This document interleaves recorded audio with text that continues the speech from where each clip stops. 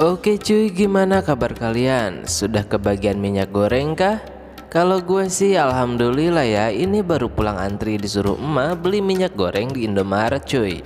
Oke, semoga kalian sehat-sehat selalu dan dipermudahkan rezekinya ya, agar kalian bisa membeli kuota internet dan dengan itu kalian bisa menonton video kali ini cuy. Oke, di kesempatan kali ini gue mau menceritakan film yang berjudul Catch the Fire One. Film ini sendiri menceritakan pengorbanan seorang kakak yang mencari keberadaan adik kandungnya yang terjebak dalam sindikat perdagangan wanita cuy. Oke, tanpa basa-basi lagi kita gas ke alur filmnya cuy.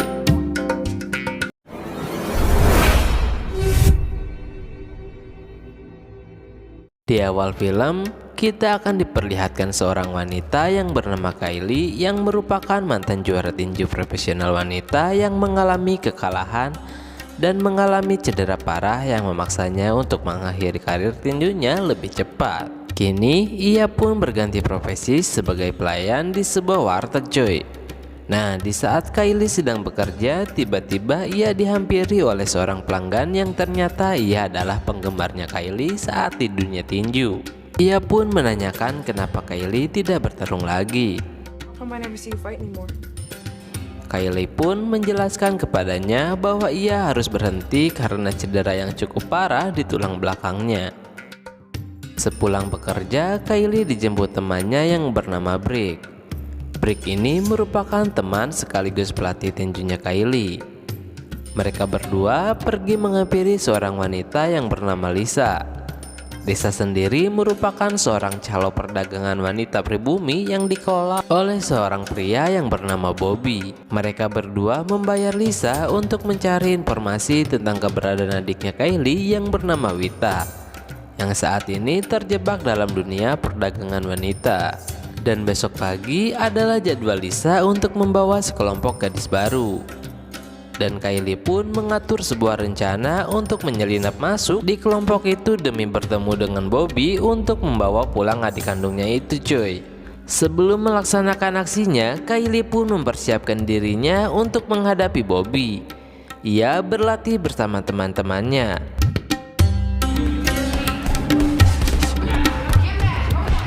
Singkat cerita, keesokan harinya Kylie dijemput oleh Lisa dan Kylie pun bergabung bersama wanita-wanita yang merupakan calon korban perdagangan. Lisa membawa mereka ke sebuah tempat penampungan untuk bertemu dengan Dani. Di sana ia menunggu di suatu ruangan.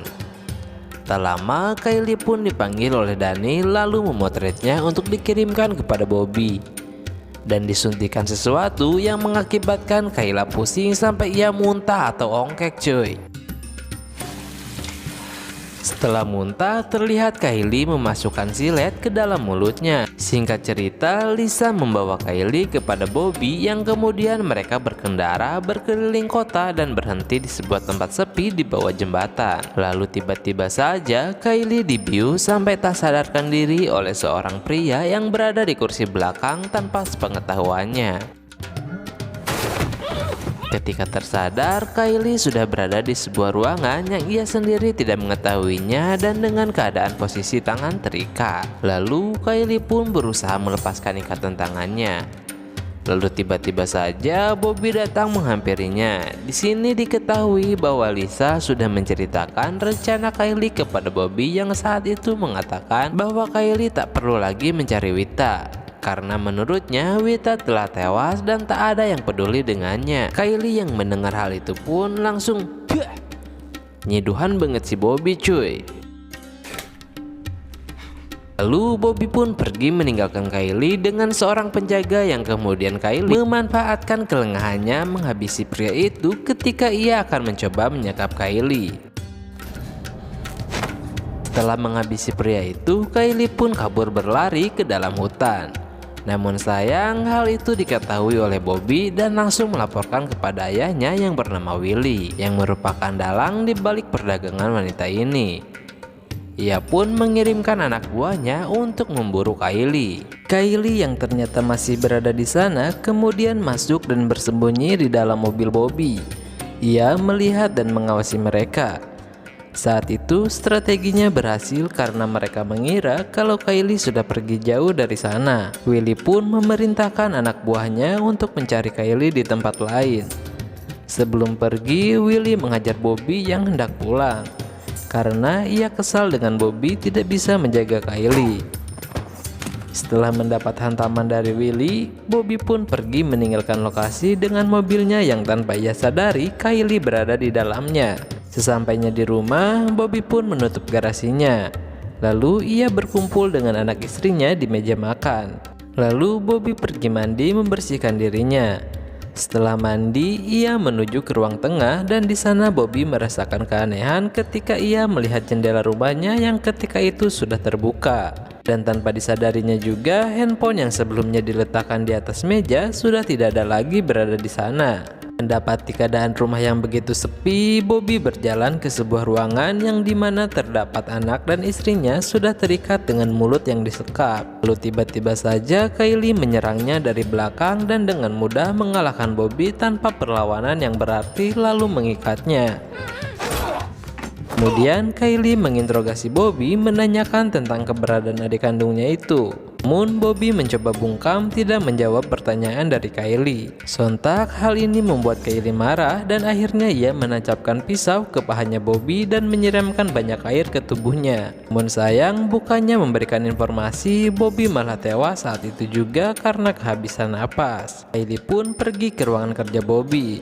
Di sana ia mendapati senjata dan beberapa foto. Kemudian memindahkan anaknya Bobby ke ruangan lain dengan maksud ingin menginterogasi istrinya Bobby yang bernama Linda untuk mencari informasi lebih lanjut terkait identitas Bobby dan keluarganya. Dan tiba-tiba ada panggilan masuk di handphone Bobby yang ternyata adalah Dani yang melaporkan rencana keberangkatan sekelompok wanita pada pukul 4:30.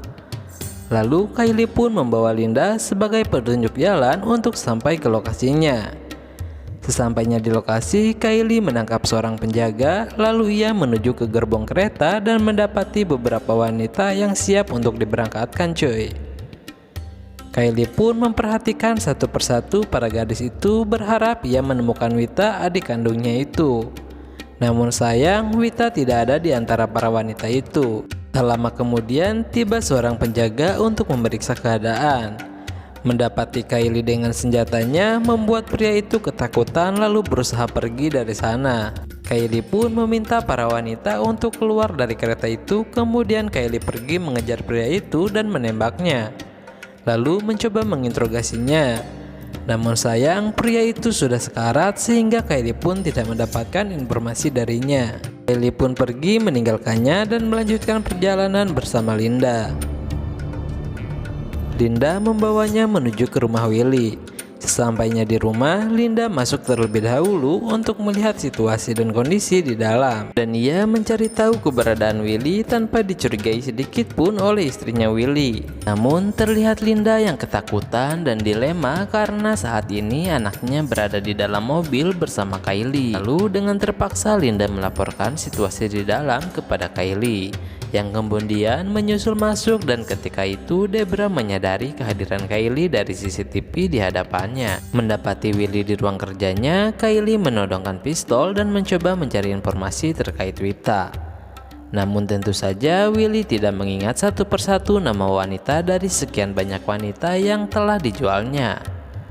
Lalu tiba-tiba saja Debra masuk dengan sebuah senjata dan saat itu juga melepaskan tembakan tepat ketika Kylie menghindar dan alhasil peluru itu mengenai Willy dan menewaskannya saat itu juga. Kemudian Kylie menembak Debra hingga tewas. Namun sebelum itu Kylie terkena tembakan juga di bagian perutnya yang membuat ia jatuh digeledak cuy. Dalam keadaan sekarat, Kylie berhalusinasi menggapai keinginannya untuk memulai kembali karirnya sebagai petinju profesional. Di sana sang ibu datang untuk mendukungnya. Begitu juga dengan Wita yang hadir memberi semangat sebelum bertarung.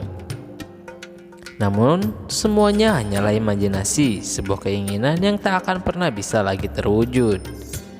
Kylie yang sekarat pun tak mampu bertahan lagi hingga akhirnya ia tewas dan menutup akhir film ini cuy.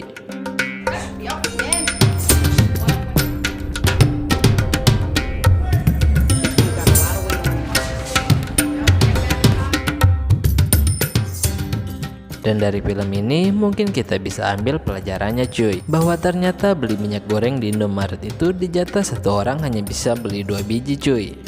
Maka dengan itu gue saranin suruhlah adek lu, kakak lu buat ikut beli juga cuy, agar stok minyak goreng di rumah kalian itu aman cuy sampai lebaran nanti. Oke, segitu aja cuy video kali ini. Gue Bang pamit undur diri. Terima kasih.